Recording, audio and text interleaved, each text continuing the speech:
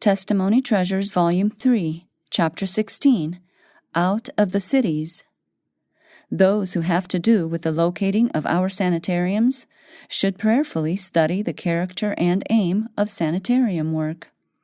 They should ever bear in mind that they are working for the restoration of the image of God in man. In one hand, they are to carry remedies for the relief of physical suffering, and in the other, the gospel for the relief of sin-burdened souls. Thus, they are to work as true medical missionaries. In many hearts, they are to sow the seeds of truth. No selfishness, no personal ambition is to be allowed to enter into the work of selecting locations for our sanitariums. Christ came to this world to show us how to live and labor. Let us learn from him not to choose for our sanitariums the places most agreeable to our taste, but those places best suited to our work.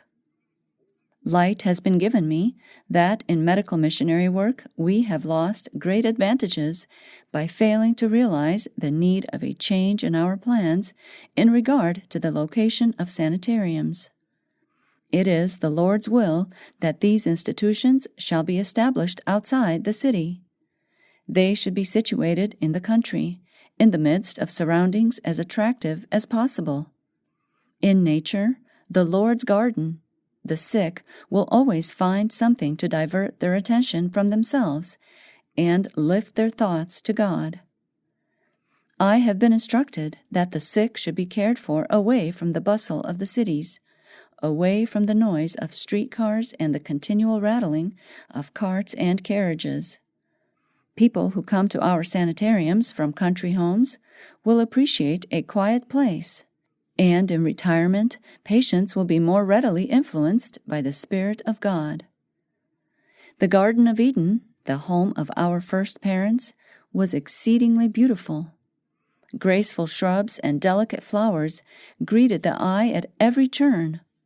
In the garden were trees of every variety, many of them laden with fragrant and delicious fruit. On their branches the birds caroled their songs of praise. Adam and Eve, in their untainted purity, delighted in the sights and sounds of Eden. And today, although sin has cast its shadow over the earth, God desires his children to find delight in the works of his hands. To locate our sanitariums amidst the scenes of nature would be to follow God's plan. And the more closely this plan is followed, the more wonderfully will he work to restore suffering humanity. For our educational and medical institutions, places should be chosen where, away from the dark clouds of sin that hang over the great cities, the Son of Righteousness can arise with healing in his wings.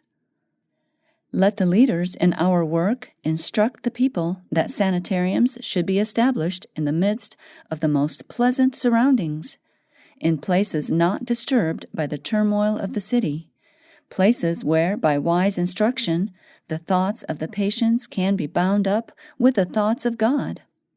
Again and again I have described such places, but it seems that there has been no ear to hear. Recently, in a most clear and convincing manner, the advantage of establishing our institutions, especially our sanitariums and schools, outside the cities was presented to me. Why are our physicians so eager to be located in the cities? The very atmosphere of the cities is polluted. In them, patients who have unnatural appetites to overcome cannot be properly guarded. To patients who are victims of strong drink, the saloons of a city are a continual temptation. To place our sanitariums where they are surrounded by ungodliness is to counterwork the efforts made to restore the patients to health.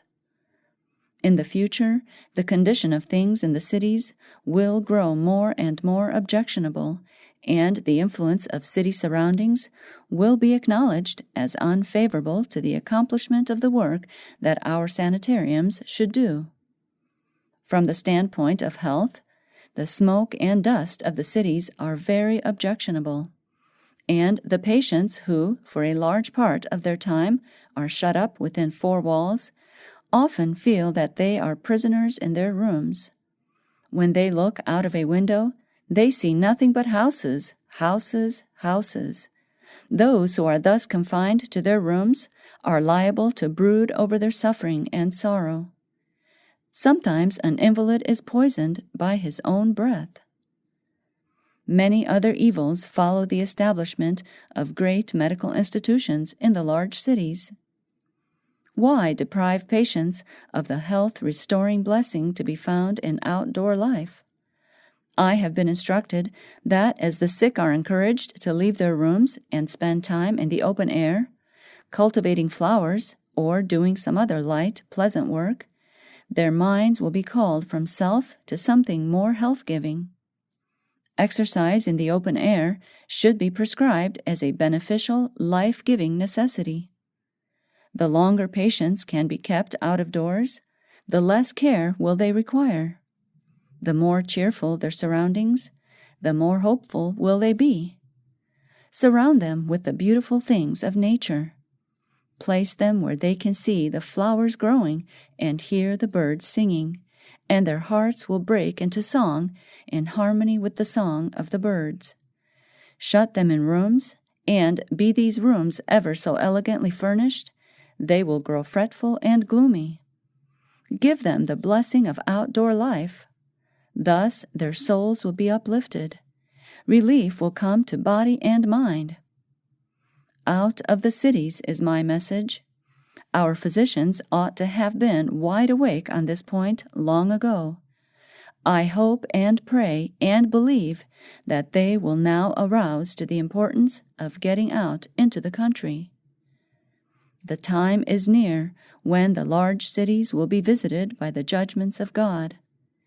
In a little while, these cities will be terribly shaken.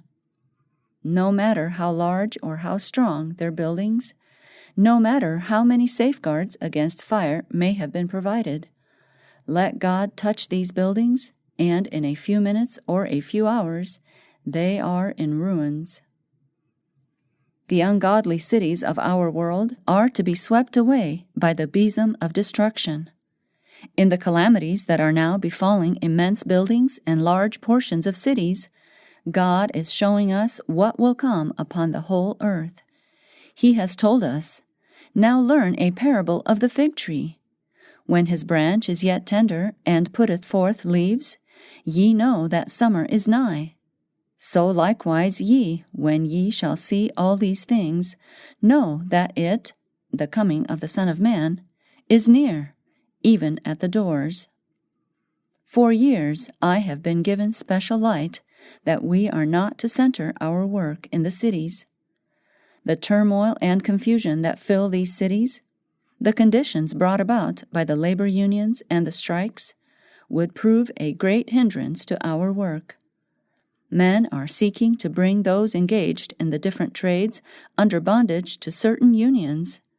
This is not God's planning, but the planning of a power that we should in no wise acknowledge. God's word is fulfilling. The wicked are binding themselves up in bundles, ready to be burned. We are now to use all our entrusted capabilities in giving the last warning message to the world. In this work, we are to preserve our individuality. We are not to unite with secret societies or with trade unions. We are to stand free in God, looking constantly to Christ for instruction. All our movements are to be made with a realization of the importance of the work to be accomplished for God. Light has been given me that the cities will be filled with confusion, violence, and crime, and that these things will increase till the end of this earth's history.